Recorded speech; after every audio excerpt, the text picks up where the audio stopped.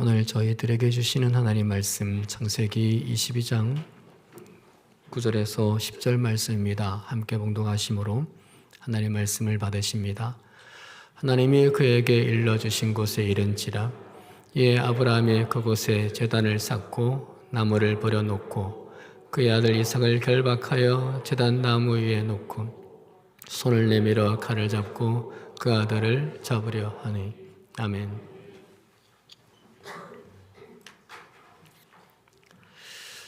할렐루야. 한 지붕 네 식구가 만난 하나님 세 번째 시간입니다. 오늘은 아브라함의 아들 이삭을 만나시겠습니다. 이삭은 출생부터가 남다르게 특별했습니다. 아버지가 100세, 어머니가 90세 때 태어났습니다. 태어날 수 없는 세상에 태어난 기적이었습니다. 무엇보다 태어날 때 하나님의 특별한 계시가 있었습니다. 태어나기도 전에 하나님께서 친히 이름을 지어주셨죠. 창세기 17장 19절에서 아들을 낳으리니 그 이름을 이삭이라 하라 하셨습니다. 이렇게 특별한 과정을 통해서 태어난 아들이었으니 큰 기대가 있지 않았을까요? 태어나기 전부터 세밀한 하나님의 섭리가 있었으니 얼마나 큰 기대를 가지고 아이를 키웠겠습니까? 한나의 아들 사무엘을 보세요. 하나님의 계시를 받고 낳았죠. 위대한 선지자가 됩니다. 사울 왕과 다윗 왕을 세우며 이스라엘 왕조를 이끌어가는 인물이 되죠. 마노아의 아내도 하나님의 계시를 받고 삼손을 낳았습니다. 당시에 위대한 장수로 유명했죠. 엘리사벳의 아들 세례 요한도 그랬습니다. 하나님이 천사를 보내서 아들을 예고하셨는데 여자가 낳은 자 중에 세례 요한보다 큰 이가 일어남이 없도다 극찬의 칭송을 들었습니다. 그런데 이삭은 이들에 비해서 대단치를 못했습니다. 그런데 대부분의 성경학자들은요, 이삭을 그리스도의 모형이라고 입을 모읍니다. 그리스도를 가장 많이 닮은 사람이라는 겁니다. 성경 속에 이 이삭이 말이죠. 이삭을 보면 예수 그리스도가 보인다는 겁니다. 왜 그랬을까 싶습니다.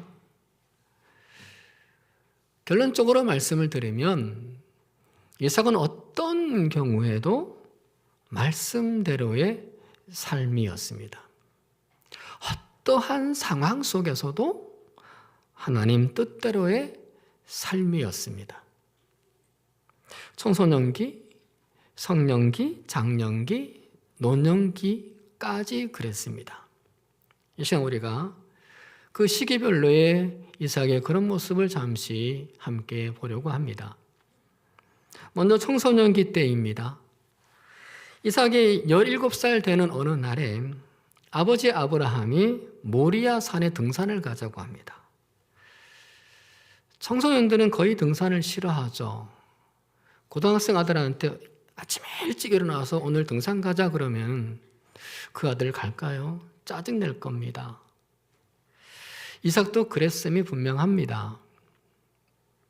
모리아산까지는 사흘이나 걸어야 되는 80km였고 또 모리아산은 암반이 가득한 그런 산이었습니다. 바위산입니다.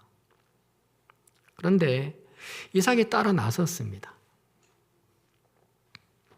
근데 그 등산이 단순한 등산이 아니었습니다. 산에 오르고 나니 아버지가 말합니다.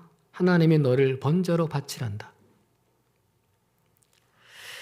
이삭이 숯불에 다 태워 바치는 제사에 제물이 되어야 한다는 이야기를 하는 겁니다. 이삭은 아버지의 말을 의심했습니다. 하나님이 이렇게 잔혹하고 엽기적인 말씀을 하실 리 없다고 생각했기 때문입니다. 하지만 아버지는 확고해 보였습니다. 이삭을 제단에 올리고 죽일 준비를 합니다. 이삭은 넋이 나갔습니다. 우두커니 그냥 아무 말 못하고 서 있었습니다. 여러분이 이삭이라면 어떻게 했을 것 같으세요? 손과 발이 묶일 때 순순히 따랐을까요? 제단에 눕힐 때 도망치려 하지 않았을까요? 아버지가 칼을 들고 내리치려고 할 때 저항하며 몸부림치지 않았을까요? 아우성치지 않았을까요?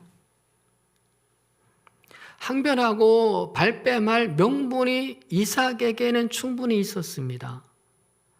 나를 통해 자손이 하늘의 별처럼 많게 해주신다고 했다면서요? 말할 수 있었잖아요. 그런데 나를 제물로 바치라고 했다고요, 하나님이? 그럴 리가 없어요. 다시 한번 확인해 보세요라고 항의할 수 있었습니다. 도망칠 수도 있었습니다. 이삭은 17살쯤 되었고 아브라함은 117세쯤 됐습니다.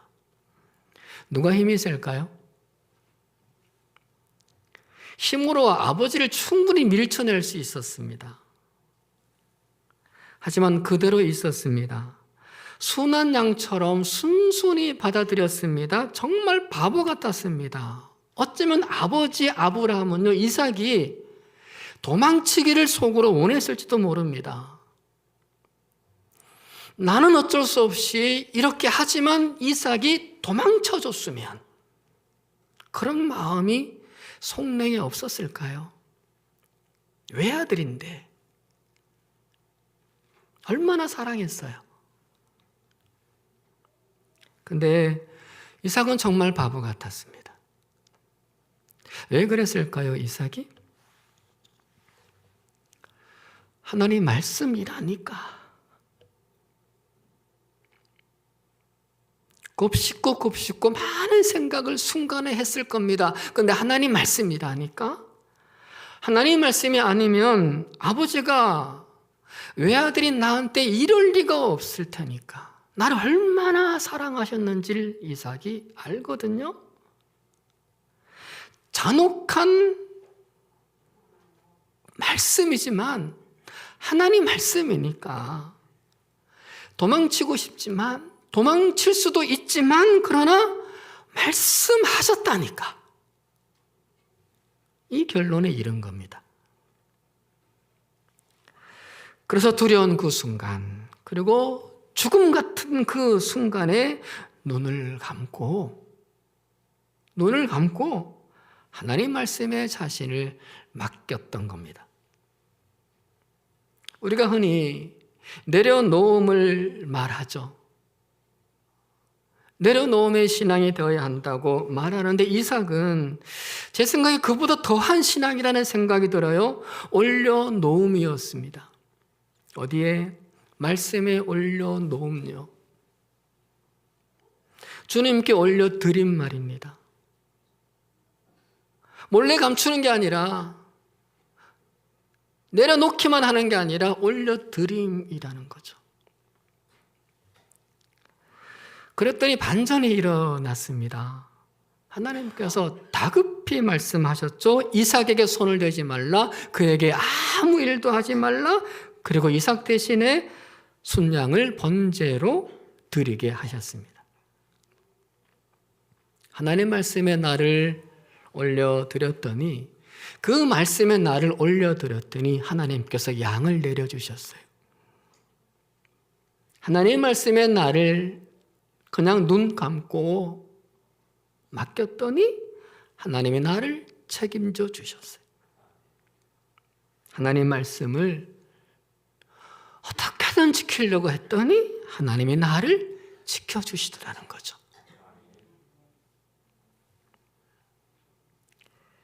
자, 이후에 이삭의 인생이 어떻게 돼야 할까요? 큰 복 받아야 되지 않을까요? 이렇게까지 했으니까 말입니다.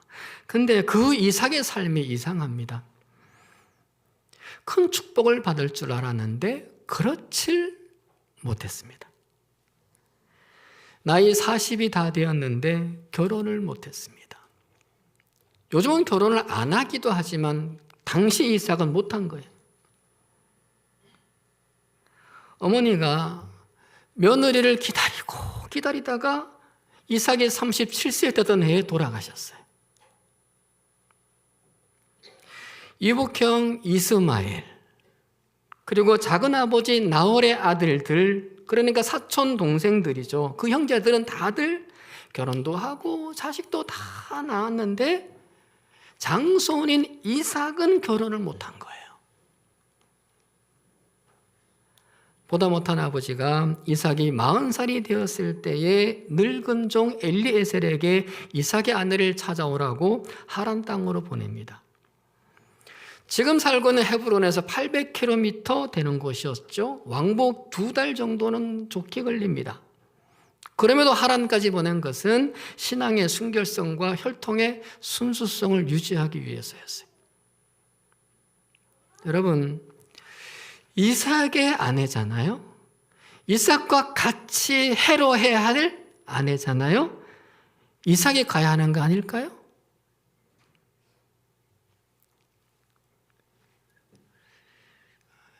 여러분들의 반응이 별로 없는 거 보아 여러분들은 조선시대에 살고 있는 분들 같으세요. 근데 이삭이 가지 않았어요. 그럼 이삭은 뭘 했나요? 24장 63절을 보시면 이삭이 저물 때 들에 나가 묵상하다가 눈을 들어보매 낙타들이 오는지라. 들에 나가 묵상을 하고 있었습니다. 이제나 저제나 고대하면서 묵상을 하고 있었다. 하루 일을 마치고 나서 그 일터 들판에서 묵상을 한 거죠. 묵상에 사용된 히브리어가 매우 특이한 단어입니다. 수아흐라는 단어인데 이 단어는 성경 66권 중에서 여기만 딱 나옵니다. 묵상하다라는 단어는 성경에 많이 나오는데 이 히브리어는 여기만 나옵니다. 뜻이 특이해요. 그 뜻이 무엇이냐 하면 말씀을 묵상하다와 기도하다가 동시에 있는 단어입니다. 유일한 단어죠. 그러니까 이삭은 말씀을 묵상하면서 기도했던 겁니다. 말씀 붙들고 기도했던 거죠. 무슨 말씀이었을까요? 성경도 없는데. 33년 전 모리아 산에서 들었던 말씀 이거였죠. 이삭이 크게 번성하여 하늘의 별과 같고 바닷가의 모래와 같게 하리라. 이삭으로 말미암아 천하 만민이 복을 받으리라. 청소년기 때에 이 말씀을 모리아 산에서 들었어요. 33년 전의 말씀을 묵상을 하면서 들판에서 이 말씀을 묵상하면서 가만히 하나님의 뜻을 찾으며 불안한 마음을 달랬던 겁니다. 하나님 말씀대로 되기를 그 들판에서 기도하며 하나님의 인도를 잠잠히 기다린 거죠. 성인이 되어서도 청소년 때의 그 모습 그대로였습니다. 믿음이 퇴색되질 않았어요. 뒤처져도 말씀대로 조급하지만 세상 방법을 알지만 쉬운 방법을 알지만 그럼에도 말씀대로 였던 겁니다. 그렇게 해서 만난 여인이 리브가였습니다. 성경에 리브가를 맞이하여 아내로 삼고 어머니를 장례한 후에 위로를 얻었더라 라고 기록을 합니다. 어머니가 돌아가신 지 3년이 지났거든요. 근데도 슬픔이 멈추질 않았어요. 그 누구도 그 무엇도 이삭의 마음에 위로가 되질 않았어요. 당시에 공식적인 애도 기간은 30일, 길면 70일이었어요. 근데 이삭은 3년 동안이나 될 정도로 슬픔이 깊었어요. 근데 그 슬픔을 누가 잠재워줬다고요?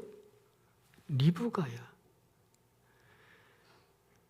그 깊고도 짙은 슬픔을, 해결되지 않는 그 슬픔을 해결해 줄 여인을 만난 거예요. 말씀대로 사는 이삭에게 늦었지만, 결혼의 시기가 많이 늦었지만 결국은 때에 맞는 복, 그 복을 하나님이 주셨어요. 이삭에게 딱 필요한 복을 주셨던 거죠. 가족 모두에게 기쁨이 되게 말이죠.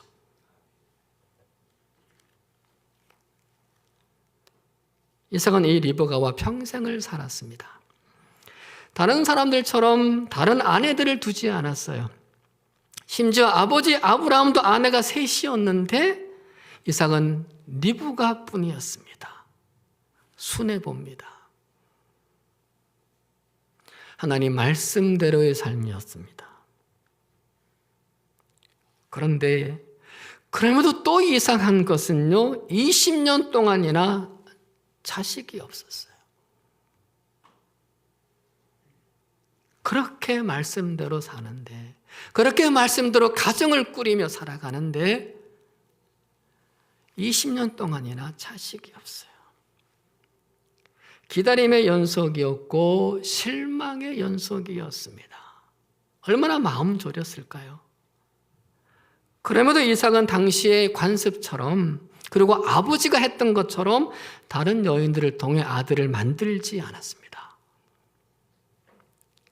하나님이 주실 때까지 인간적인 방법을 쓰지 않았죠.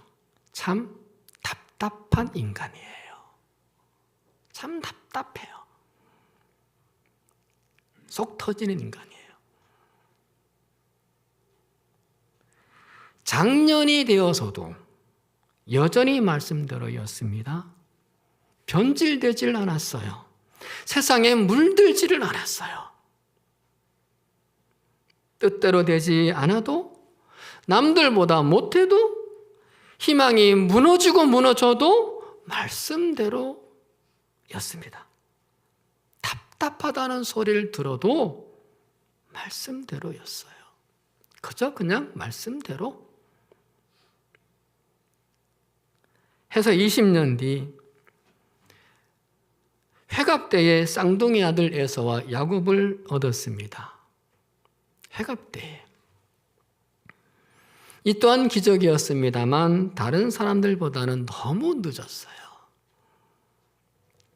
근데 여러분, 그 두 아들 중에 야곱이 누구입니까?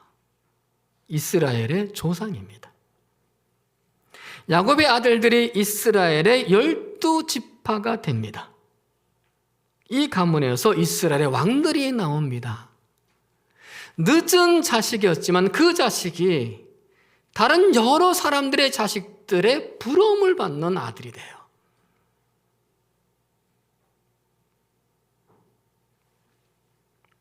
말씀대로 사는 이삭. 늦었지만 곱절의 복을 받아요. 정말 늦었지만 곱절의 복을 받아요. 오랜 가슴앓이를 했습니다만 다른 사람들과 비교도 되지 않는 복을 기어이 하나님이 주셔요. 이삭의 노년도 그랬습니다. 이삭은 나이가 들어서 병이 생겼습니다. 치명적인 병이 생겼는데 눈이 안 보이는 겁니다. 아들 에서와 야곱을 구분할 수 없을 만큼 어두웠습니다. 둘째 아들 야곱이 이것을 이용해서 아버지를 속이고 형 에서가 받을 축복을 받아냅니다. 원래 이삭은 에서를 좋아했습니다. 남자다워서 해서 에서에게 그 복들을 줄 계획이었는데 야곱에게 속았습니다. 이것을 알게 된 에서는 분노했고 대성통곡을 합니다. 그런데 이상한 것이 있습니다. 이것을 뒤늦게 알았을 때의 이삭의 반응입니다. 보통 같으면, 여러분 같으면 어떻게 했을 것 같아요? 이 때려 죽일 놈의 자식 잡아오라 하지 않겠어요? 이런 놈이 세상에 있냐고. 나를 속여? 잡아와서 야단을 치거나 욕을 하거나 저주를 퍼붓지 않겠어요?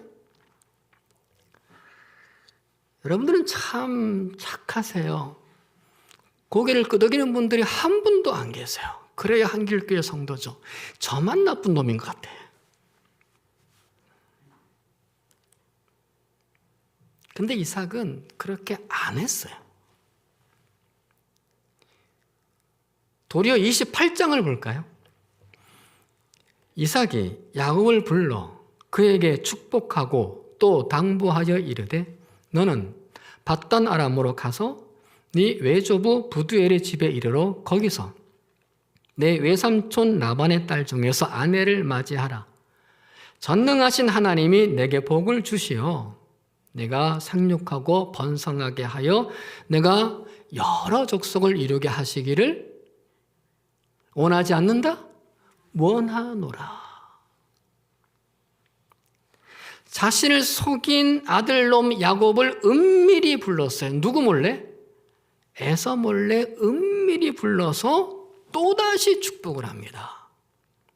이미 했는데 다시 축복을 합니다. 이게 말이 되나요? 왜 그랬을까요? 이삭은 자신이 야곱에게 속았다는 것을 깨달았을 때 한 가지를 더 깨달은 사실이 있어요. 하나님 말씀이었습니다. 77년 전 에서와 야곱을 잉태했을 때 들었던 말씀. 큰 자 에서가 어린 자 야곱을 섬기리라. 이것이 머릿속에 내리에 스친 겁니다. 이 말씀을 잊어먹고 있었는데 해서 내 마음대로 하려고 했는데 야곱에게 속았구나라는 생각이 드는 순간에 77년 전에 하나님의 말씀이 깨달아진 거예요. 이것을 깨닫는 순간 이삭은 크게 충격을 받고서 부들부들 떨면서 말을 더듬거렸습니다. 분노해서 화가 나서 이렇게 떠는 것이 아니었어요. 하나님 말씀을 잊어버리고 큰 실수를 할 뻔했구나. 이 두려움에 떨었던 거예요. 해서 자신을 속인 야곱을 다시 은밀히 불러서 재차 축복을 한 거였습니다. 이미 한 축복입니다. 근데 다른 게 있습니다. 저번 축복은 속아서 한 축복이었고 이번 축복은 말씀대로의 축복이에요. 그러고 싶었어 이삭은. 해서 다시 불렀어요. 말씀대로 되는 거였어 깨닫고 하나님의 뜻에 항복을 합니다. 77년 전의 말씀을 기억하고 말씀대로 방향을 바꿉니다. 이때 이삭의 나이가 137세 정도였습니다. 이삭은 이렇게 노는 때에도 말씀대로였습니다. 믿음이 노쇠하지 않았습니다. 자신의 감정대로가 아닌 말씀대로였습니다. 고집대로가 아닌 말씀대로였습니다.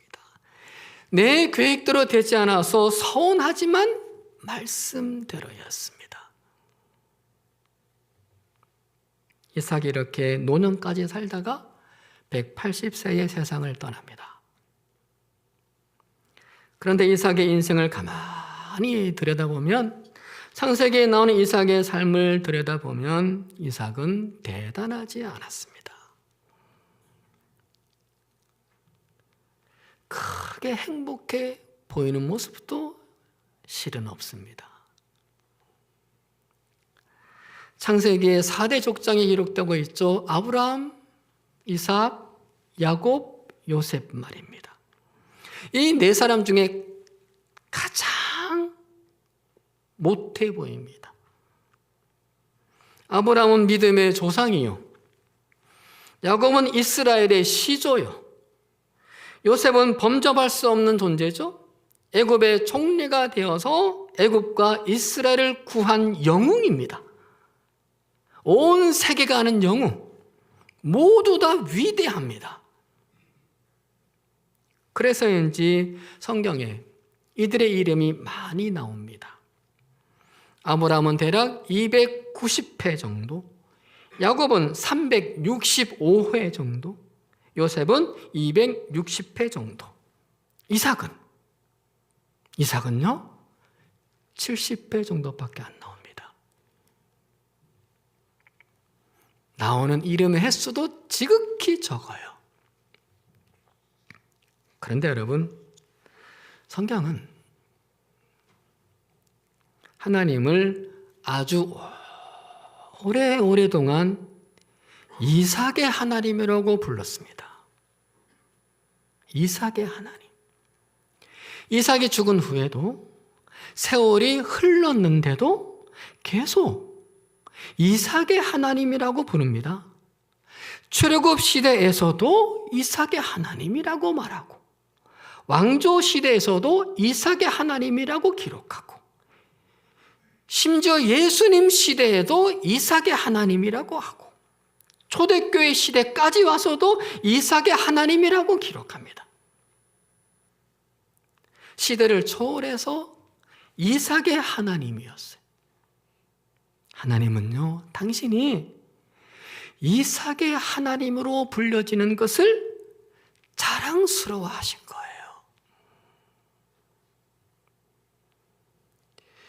요셉과 비교해 볼 때 이 사실은 더 감동으로 다가와요. 요셉의 민족을 구한 위대한 인물이었고 시대의 영웅이었습니다만, 애굽의 총리도 되었습니다만, 지금도 요셉을 부러워하죠. 그래서 요셉이란 이름이 많아요. 요셉처럼 되기를 원해서 온 세상의 부름을 받았습니다만, 하나님은요, 나는 요셉의 하나님이라고 한 적은 한 번도 없어요. 그런데 아무런 업적도 없어 보이는 대단치 않은 이삭을 두고서는 나는 이삭의 하나님이라고 하셨어요. 오랫동안 계속 그만큼 이삭을 기뻐하신 거예요. 네요. 말씀대로의 삶에 지극정성이었어요. 변함없이 청소년기로부터 노년에 이르기까지 말씀대로의 삶을 살려고 정성이었어요. 물론 요셉도 말씀대로의 삶을 살았죠. 하지만 이삭은 죽음의 자리, 그 제단의 자리에서도 칼 앞에서도 말씀대로였거든요. 불안과 두려움과 아픔과 낙심이 이어지는 그 속에서도 유별나게 말씀대로였거든요. 하나님의 눈에는 그것이 정말 위대한 거였어요. 그게 대단한 거였어요. 물론 하나님은 아브라함의 하나님이라고도 불려지죠. 그리고 야곱의 하나님이라고도 불려집니다. 성경에 보면 아브라함의 하나님, 이삭의 하나님, 야곱의 하나님으로 이렇게 불려지죠. 이삭은 걸쳐서 사이에 끼인 것 같아요. 근데 여러분, 로마서 9장 6절 7절을 볼까요? 잘 보세요. 이스라엘 야곱에게서 난 그들이 다 이스라엘이 아니요, 또한 아브라함의 씨가 다 그의 자녀가 아니라 오직 누구? 이삭으로부터 난 자라야 내 씨라 불리리라. 무슨 얘기입니까? 이삭에게서 태어난 사람만이 아브라함의 자손이 될 것이고, 이삭에게서 태어난 사람만이 이스라엘 하나님의 백성이 될 것이라고 하십니다. 이삭이 없이는 결코 야곱이 없고, 이삭이 없이는 아브라함에게 주셨던 하나님의 약속이 결코 이루어질 수 없었다는 얘기입니다. 이삭은 아브라함과 야곱에 낀 사람이 아니라, 걸친 사람이 아니라 그들보다 더 중요한 사람처럼 하나님이 말씀을 하시는 거예요. 하나님은 이삭을 적어도 그렇게 보셨어요. 아브라함과 야곱보다 대단하지는 않아도, 오히려 초라해도 대단하게 보셨어요. 아브라함보다 야곱보다 훨씬 더 말씀대로였거든요. 아브라함과 야곱은 말씀을 벗어나는 때가 많았어요. 인간 냄새가 많이 나죠. 이삭은 좀 달랐어요. 사랑하는 여러분, 이런 생각 들 때 있습니다. 나는 지금껏 뭐 하고 살았지? 이삭처럼 말입니다. 믿음을 가지고 살았는데 지금까지 내가 이뤄놓은 게 뭐지?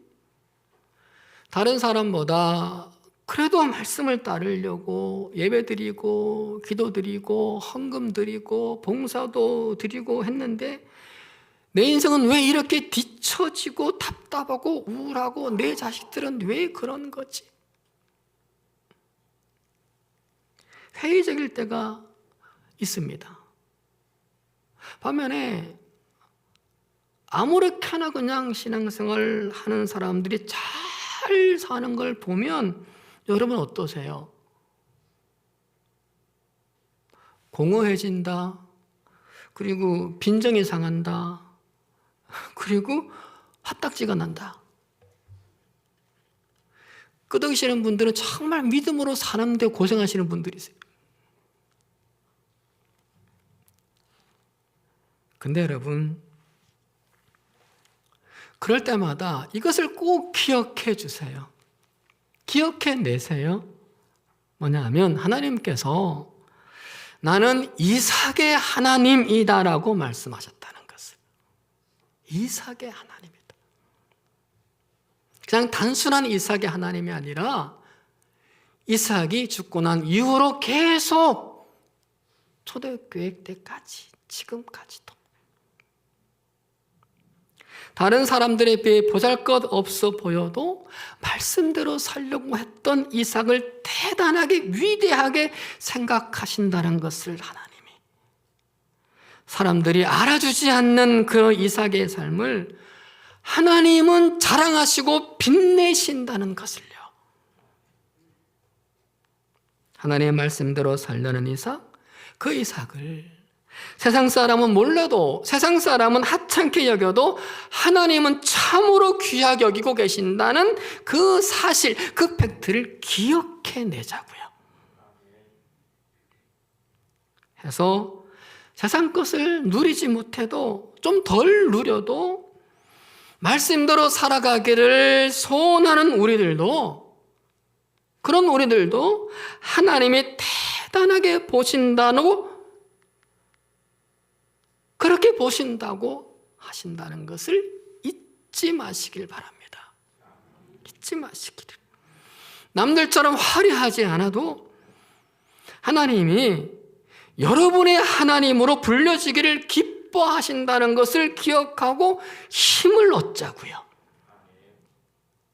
남들보다 못한 인생 같아도 세월이 흐른 훗날까지 오래도록 하나님이 여러분의 하나님, 여러분의 하나님이심을 자랑하신다는 것을, 그리고 여러분의 이름을 빛내신다는 것을 기억하고 소망 가지고 살아가자고요.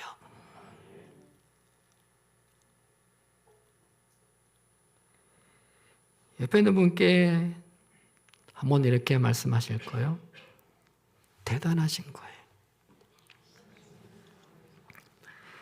빈정거리듯 하지 말고 진심으로 정말 그렇게 될 걸 믿고 또 지금도 그렇다는 마음을 가지고 다시 한번 대단하신 거예요. 대단하신 거예요. 여러분의 하나님이길 기뻐하시고 자랑하신 하나님께서 여러분을 그냥 두시겠습니까? 내가 기뻐하는 사람을 그냥 둘까요?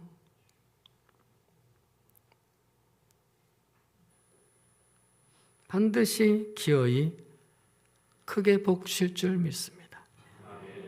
저와 여러분, 이 믿음으로 소망 가지고 말씀을 그래도 따르며 살아가기를 좀이라도 더 노력하는 그런 삶을 살기를 축원드립니다.